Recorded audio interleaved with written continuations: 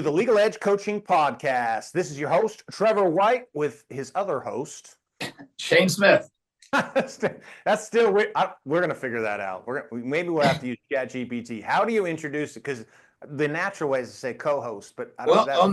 Maybe just introduce yourself, and then, I'm your host, Trevor, and I was just popping and saying, and I'm your other host, Shane. There you go. The two hosts, the two-headed hosts. I don't know. We'll figure this out. But that's not important. That's not important. What is important is what we're going to talk about today, because today's conversation is so critical in the world that we have around us, the way we operate. Everything that you do comes down to this very simple thing, and it's a thing that I call stories. Right? We tell stories. Right? I remember telling stories to my kids when they were little, and it was super fun. I love doing it. And I would sit there, and we had this like nursery rhyme book, and we would sit there with this nursery rhyme book, and we'd open it up, and they would pick on, and they were pretty long. And then I got bored, and so Shane, and I think you know this about me, Shane, but in a past life, I also was in music, right? So right. I performed and had a record deal, all that kind of stuff. So I was kind of in the heart of some of this music stuff at one point when the kids were there. So I would take the nursery rhymes and I would just make up a melody and I would sing. And so it wasn't like the nursery rhyme, songs that you're, ring around the roses, but it wasn't that. It was like the whole story of like Cinderella, for example. Oh, wow. And it was the whole, and I would sing it, and then I would sing the characters, and I was like musical theater was this big thing, and man, that was fun. But it was all stories, right? We're telling stories. So we have that level of story. But the stories I want to talk about today are the stories that we tell ourselves, right? What does that mean to you, Shane? What stories that we tell ourselves? What is that? Tell everybody what that is. Those are sort of your internal beliefs, those things that make up how you live your life, honestly. And they filter into so much stuff. And it's actually one. A lot of people will have this story that it's only okay to have a certain amount of money. I mean, we talked about money last time and how I started my business, you started your business to make money. And people say, I want to make money, I want to be rich. But if you're not real careful, they have a story in their head or a sense of shame once they become successful, that they can only become successful up to a certain amount. Anything more than that is greedy or unneeded or unnecessary, or all this baggage associated with being rich. And they have their verbal, what they say, I want to be rich, but then their story from maybe their childhood is all the negative stuff that people talk about rich people, so they form it in their head. Like, I have a story that says if I'm not at work Monday through Friday 9 to 5 or 9 to 4, my team thinks I'm not working. Now that's the story I've struggled with for years. This is a great one. So my mother-in-law, when she first came to my house, this is before I was married to my wife. She comes to my house, and my wife had told her that I'm self-employed, right? So that was that was kind of the phrase she used. She was self-employed. Now, so my mother-in-law had a story about what that meant. Okay. And I didn't know any of this till later on. It was hilarious though. So they come to my house, and I lived in a nice neighborhood, a nice home. Like I made good money, right? So, it turns out they're driving to the house into the neighborhood, and my mother-in-law is like confused. She's confused where we're going because she knows that we're going to my house. And I think it was like for Thanksgiving, or it was some event like that where all the families getting together. And my wife, my girlfriend at the time, she was a fiance at the time. She's with my mother-in-law. And my mother-in-law, we get down on my street, and so we're driving down my street, and my house is on the right-hand side, and they pull into the driveway. And I guess my mother-in-law looks over at Danielle and says, I thought you said he was self-employed. He had a story that being self-employed meant you were broke. Yeah. That was like poverty. That was like you were unemployed. You didn't have a job. And so she shows up to a house which clearly states he's not broke. He's not unemployed. So it broke her narrative right there, which is so, I've always laughed about that story, because it's just like, wow, where we come from, our narratives in our mind, they drive our reality. Oh yeah. Right? Because, it's funny, the self-employed means you're broke. When I first started my firm, my wife was a night nurse, and she had other nurses say, oh, well, I guess now you're going to be the main breadwinner in the family Yeah. because your husband's starting his own firm, his own business. They just Yeah. said business because they weren't a lawyers, but they were like, you're going to become this. And she looked at him like, why? Because the story in their past was that, having your own business, you couldn't make more than a nursemaid. Yeah. Uh, You're basically starting a little hobby. You're gonna try yeah, to sell some stuff on Pinterest. Like that's apparently what your business is, which is so wild because people know that Coca-Cola is a company. yeah. That was a business somebody started. Nike is a company somebody started. Chick-fil-A here in Atlanta. Yeah. Red Bull, right? I mean, all some of these companies, Tesla, Yeah. right? I mean, all these things, they became this big thing off of that, but it's a narrative of a story. Like the biggest story I ever had to deal with, well, there's a lot of them, but one of the big ones was I had to fight against, and I think it's why I went after money so intensely as a young 20-year-old kid, because I grew up and we didn't have any money, right? So we had no, we had more days at the end of the month than money. That was what my mom used to always say. And we would always have this food that we would eat like the last week of every month. She called it goulash. And it Yeah. was literally, and we Leftover. actually liked it as a kid, but it was literally everything that was still left in the cupboard. She would try to make some kind of a casserole out of it. Oh, Right. That was our food. And so, but I grew up with the narrative that came from my parents, which was to have money was wrong. And if you had money, you were evil. And those who had money took it from someone else. They were somehow dishonest in their way they did it. And to want any kind of money is wicked. So, and we grew up very staunch religion, right? So I was like basically offending God if I wanted money, but it was such a problem for me because I wanted money. yeah. Even at a young age, I wanted money. I mean, I was a kid getting paper outs and doing all sorts of entrepreneur stuff as a little kid, like selling shit. I would buy things from like the grocery store and then take them to school and sell the bubble gum and all kind of things. Like I was wanted money, right? And because I wanted baseball cards. Yeah. Okay. That was my motivation back then. But I struggled so intensely with that because I loved my parents and they did the best they could and they did a great job. I don't have any problems with the way I was raised, but it grew to this story that it took me forever. It was like even the more money I made, I was fighting against that story. It was like I was running from it. I was trying to somehow break the sever of scarcity because that was really the story. Yeah. Right? It was scarcity. It was lack. There was never enough. That there was going to come a time where I wouldn't be able to pay my bills. It didn't matter how much money I started making. Right? When I remember when I first hit 10K a month, right? I was like, oh my gosh, I was excited, but at the same time, I was so worried about that was never going to happen again. But then it did happen again. And then I hit 15 and then I hit 20 and then it just continued to grow. And I'm like, okay, but there was still this, I'm going to lose it all. And then I self-manifested that about 3 years later when I had millions and lost everything. So then I proved my point, like money is scarce.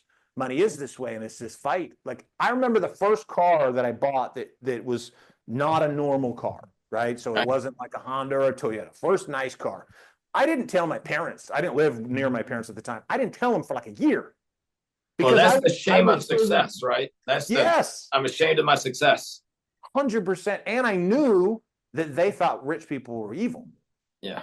So I didn't want to be evil. And so I was like hiding that I had this life. Fortunately, this was pre-social media. So I'm sure back then they would have found out really quickly because I'm sure would have posted a photo about that car, right? But back then they didn't know, so I just didn't say don't say don't tell or whatever that statement goes or whatever. But it was so interesting to look at that. But my patterns, the way I showed up, was driven off of scarcity. I was so worried about losing that even my aggression in the marketplace, the way I would market, the way I would spend and deal with money, and unfortunately it also ingrained some really bad spending habits because I thought I was just going to lose it anyways. Yeah. So why not just go spend it? Right? And I'm just going to lose the money. Well, I'll just go blow it. Let's just go on a crazy ass vacation that I really can't afford. I mean, I could, but it wiped my bank account out. But I knew I was going to make more money. Like it was this weird cycle I got myself into. It was like spend it as fast as I make it. Why? Because somebody's going to take it anyways. Well, there's also the flip side to that coin in scarcity alone, because scarcity is a huge issue, right? I mean, I think it's one of the biggest issues you got to fight over and try to overcome. But the opposite side is you get your money and you hoard it all like a dragon. You don't spend it. You don't have any quality of life. You don't get the nice bottle of wine with your wife because that's wasteful. You don't do this or that. You don't do all these things because your story is money's scarce. It's going to go away, so I got to keep it. So you do the exact opposite of that. And I struggled with the flip side for a long time. Mm-hmm. I mean, I can remember when my wife wasn't with me, I'd eat at the dollar menu at McDonald's, right? Two Right. double cheeseburgers for, it cost me $2.19 and I got a little cup of water, when I was in Yeah. college, because, I didn't have a lot of spending money then. But even years later, I remember me and my wife were married.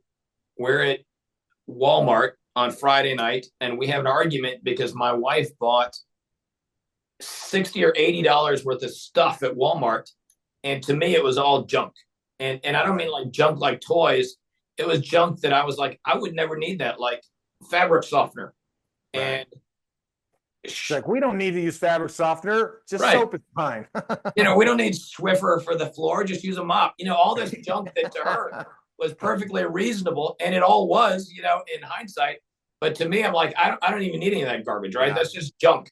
And I realized then I was so locked into scarcity that I was about to fight with my wife and be pissed all weekend long over, $60. And Yeah. I was like, all right, but I've struggled with scarcity for years, but I was more like, let me just hoard it all. Let me, Yeah. let me keep it. Let me be like a dragon and just keep my treasure, because I had the story that self-employed, running your own law firm, money's up and down. You never know what you're going to get. Some terrible thing may happen. You might lose your whole business. I mean, what are the, you're not likely to lose your whole business, especially once you Yeah. grow past a certain point. I mean, I've got thousands of clients right now, I mean, they're not all going to go away tomorrow, No. but you No. still struggle with scarcity, and that's one of the biggest concepts and stories, right? Money's scarce, and I think you sell differently when you see that. You feel like you've got the story. If I'm winning, somebody else is losing, right? Versus we're all winning, you know. Yeah. Well, the key with the story element is that scarcity is a big one for probably everybody. There's very few people I've ever met that don't come into this game figuring out how to overcome that story. Like, that's a big one. And some people don't ever overcome it, right? Yeah. But that's a story that's driving. It's the fear of losing, right? And then you have the rare person who's just willing to risk it all the time. Yeah. And those are the ones that end up winning the biggest, right? When they're willing to just go all in and like throw it all on the table because they trust and they believe in themselves. But that's also a story. And what it is, like, this is the key. It's understanding the transition. You have the story that you tell yourself, the good or bad. There's great stories, right? I could have a story that's a positive story, not the money is scarce or anything like that. It could be a story that I'm a great father. Yeah. And it could be a story I'm a great husband. It could be a story that I'm a great businessman. It could be a story I'm a great marketer. I have a great body. Like, now we've talked about it in other shows, right? It has to be rooted in an element of truth. Right. Lying to ourselves, but there is a story that you're saying, right? Because let's say I'm I'm trying to lose weight. I don't need to tell myself a lie and say, well, Trevor, you're a shredded beast. But the story of, Trevor, you're going to be a shredded beast, and going to the gym today is going to get you there. Well, that's a story. Because is it true? Is it not true? I don't know. It depends what I do when I get to the gym. Depends what I'm eating. There's so many other things that play into that. But stories, they start there and then they turn into action. You don't do a single thing on this planet that didn't start first with a story. It was some type of a belief, and that belief was centered around what you believe your rules and your laws are. Yeah. Like, you think the world is the way it is because that's the way it is to you, right? There are things you believe, Shane, that other people do not believe. Oh, yeah. There's ways the world is governed for you. An attorney right now who's got their own law firm that just cracked their first $1 million, their first $1 million year, right? They've grossed $1 million. Like, for them, that was a threshold that definitely broke. It was one you had to break. They broke that threshold, but I want you to think back to the version of you that broke $1 million compared to what you believe to be true today. And how different are those stories that you tell yourself? Oh, they're radically. I mean, one is because I look at it and I'm like, at the time when you first do it, it seemed almost impossible, right? Like this huge thing and all this massive effort to break $1 million. And now I look at it and say, it's a reasonable expectation you would break it, instead of this huge dream. Now that's pretty reasonable if you do the right things, right? I mean, but even thinking back to when you're in that level and you're telling yourself these stories and you're breaking the thresholds, the things you stressed about, the things that gave you concern, sleepless nights at 1, 2, 3 million.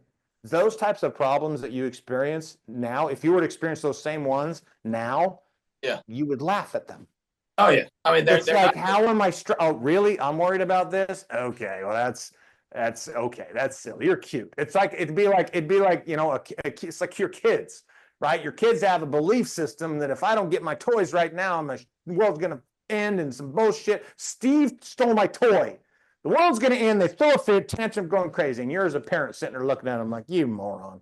Yeah. Not a big deal. Give him the toy back. It's over, right? That's the same thing of you at 1, 2 million Oh as yeah. compared to you now looking back at those same problems, which gives perspective, right? It does. It gives huge perspective, and I've said sometimes that's one of the values of being in a peer group of similar size, Right. right? Not that you can't learn from people below, not that you can't learn from people above, but it puts things in perspective because I may hire 5 people this month or 5, certainly 5 people this quarter, no big deal. But if you're much smaller than me, you hiring 1 person or 2 people is a huge thing. Mm-hmm. But if you're in the wrong size peer group and you're hanging out with me, you say, hey, I'm really stressed about hiring these 2 people. I sort of like discount you, and it's unfair. Yes. But to me, that is not a big deal. But to you, it's a huge thing. Or the first time you step out into a marketing campaign, and make sure you're comparing. I mean, there's huge value in that because you can help each other, and stories. I had a story on what an average case was worth, and I thought my story was we were doing good. And our average case was had an attorney fee of like $4,500 or $5,000, something like that. And then I went and I hung out with somebody else, and his story was, that sucks, Shane. What the hell is wrong with you? And I was like, what? And then he showed me his, and and that alone, you talk about breaking your stories or fracturing your story. It broke my story immediately. And I looked at this dude and I said, Joker's pretty smart, but I'm not sure he's that much smarter than me. And if he can do it, I should be able to do it. And then I came back and I started working around it, and bam, I figured it out. And I don't want to say my average fee got exactly where his was overnight, but I certainly started on a path to growing and improving and getting there. I mean, well, what it did is it challenged your story. You had a story that was a certain level, then that was good. And as long as you hung around with people who were less than you, who weren't doing more than you, and that they supported that story, right? That was good, then you would have done nothing about it. There would have been no reason for you to shift the story. Yeah. But you get in this environment where somebody just makes one little statement and says to you, hey, Shane, that's small fry, bro. Yeah. And that's, And it happened to me then on that fee. It happened to me, one of the early times when I was at my sticking point, when you tell my story about when I was at 2.5 million in revenue, and I was stuck. Honestly, one of the big things that fractured along there is I went somewhere and they're like, dude, you're playing in a small pond. You've been there for years. What the hell are you doing? You're not doing good. You're stuck, and I knew I wasn't doing good, but I needed somebody to put the mirror up and tell me, Shane, what the fuck are you doing? Yeah. And because when we live in our own little worlds, you can be king of the little pond, right? I'm doing great here because I've surrounded myself with people who look up and I'm at the top. Yep. Whereas you just move to a different pond and you're like, well, oh crap, I'm not top anymore. Now I'm, lower or middle. I gotta do some climbing. I mean, like if you want to be fit, you want to improve it, go to a better gym, right? Go to a gym where everybody's a power lifter, and I bet your bench press will increase overnight. Leave the gym that you're the biggest and go to the gym where you're the smallest, right? Yeah. It's that expansion growth. But all of that, though, that's all driven by a story of growth. It right? is. If you're telling yourself you've arrived, I've made it. I've watched this happen so many times. I've made it. I'm successful. I have it. And inevitably, almost 100% of the time, within just a few short years, this arrival person is knocking at the door saying, I don't know what happened, but I lost this and this and this, and my wife left me, and this has happened, and this has happened, and this, because they stopped growing. They started to believe a story and a narrative that is so damaging, which is arrival, like that you made it someplace. It'd be like you at 2.5 million, because you're pulling in revenue, you're pulling in great money. You could live, you could pay all your bills. It's not like you were broke. No. You had money. So, but there's a story that says, well, that's good enough. And how many times have you heard that along your career? Oh, huge. I mean, and every stepstone, and honestly, the further you go, the more you get it from people who are not doing as well as you, right? And that's, I heard that you only ever hear that from people below you on the ladder. Yep. Haters are only doing worse than you. Period. Haters, there is no hater that's doing better than you Yeah, because they and don't have time whatever to there hate. is, and Yep, it doesn't but matter. No hater has ever looked at you, Shane, and said you should work less. I mean, yeah, no one above you has ever looked at you. You know, no one making $100 million a year in a firm is going to look at you and say, Shane, that's a bad idea. You yeah, shouldn't try to grow your firm. You shouldn't try to do this. You shouldn't try to yeah. do But all we've of got those. all these stories that hold us back over and over. Like, I mean, heck, I had a story that it would be demeaning for anybody to make my travel arrangements for me.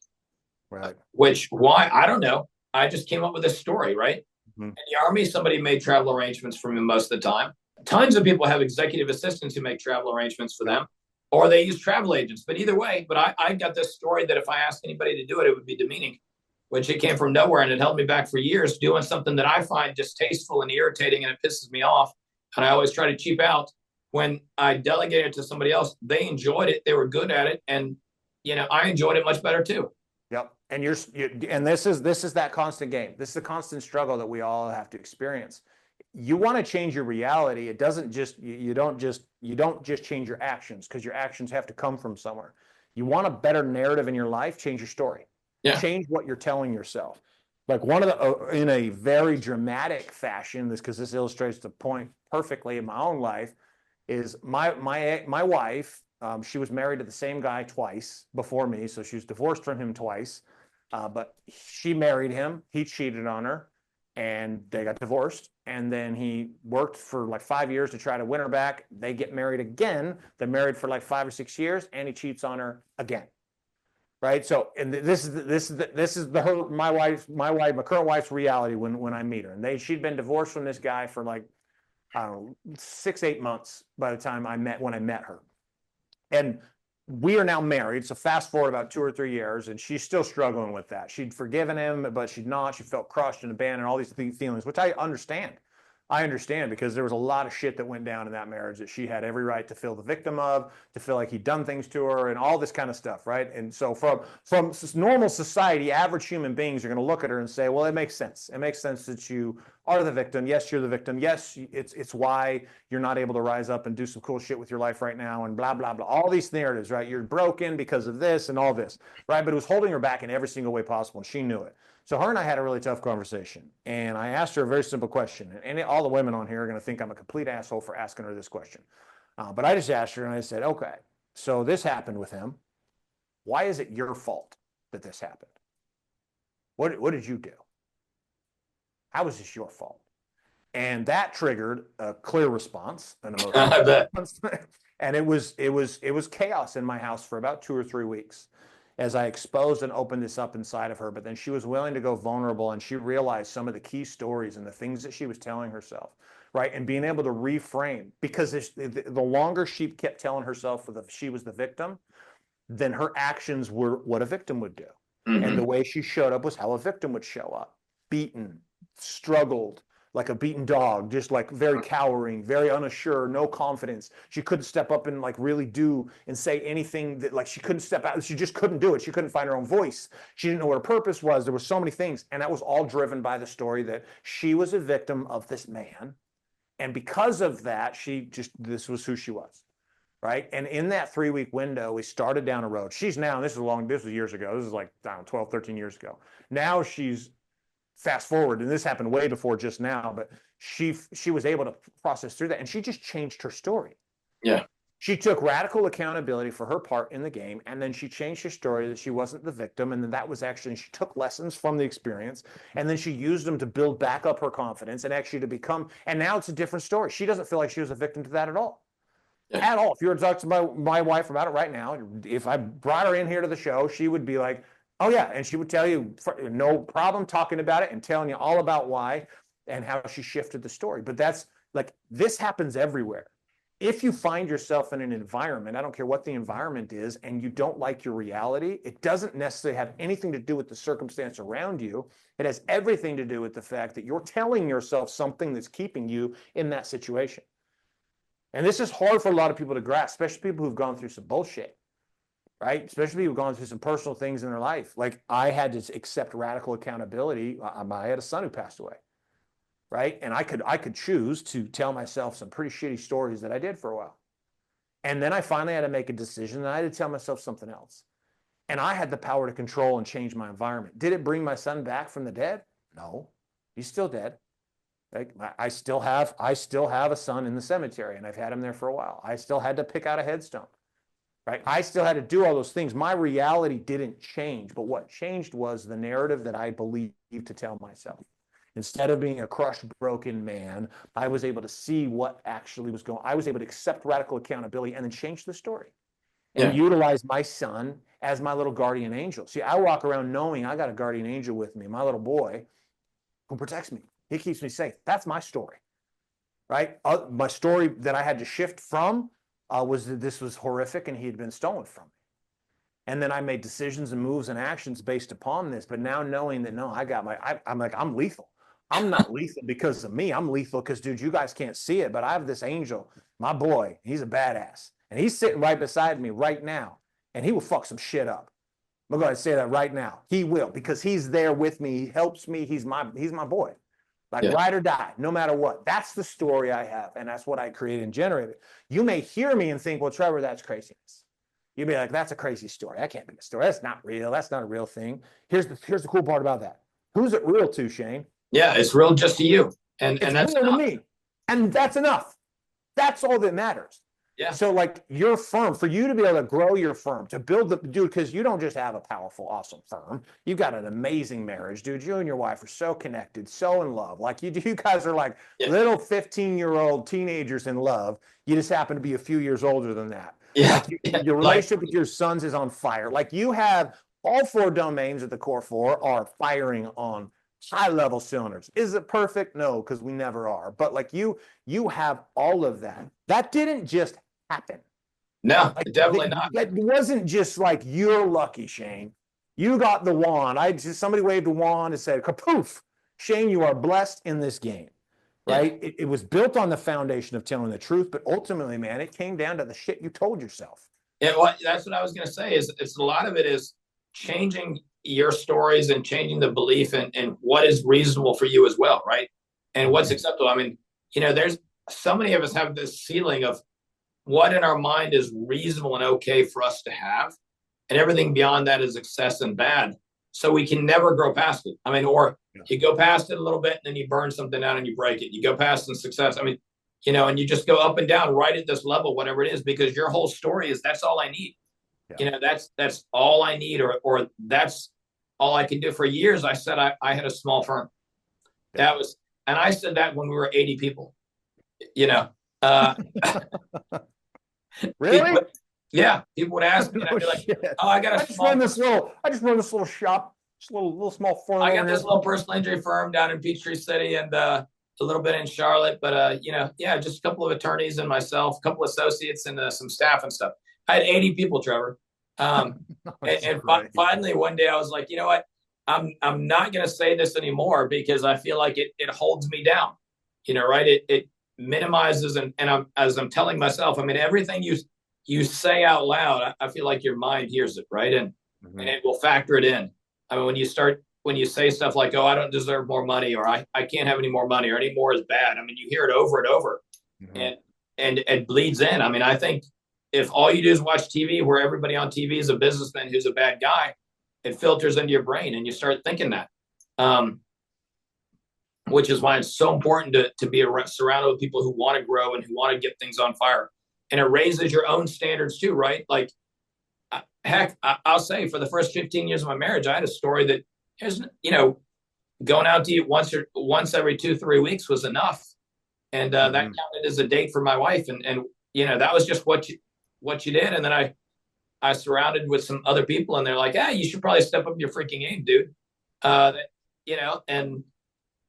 get me thinking about making more money and having quality of life and better life, and teaching me, investing in your family and your home life there's a return on that and it's worth it. And, a whole bunch of things associated with that. I just had to break all my stories and start them over. I mean, it's a rebuilding from a new foundation, right? And some of you guys listening to this right now, you're in a foundation of shit. Yeah.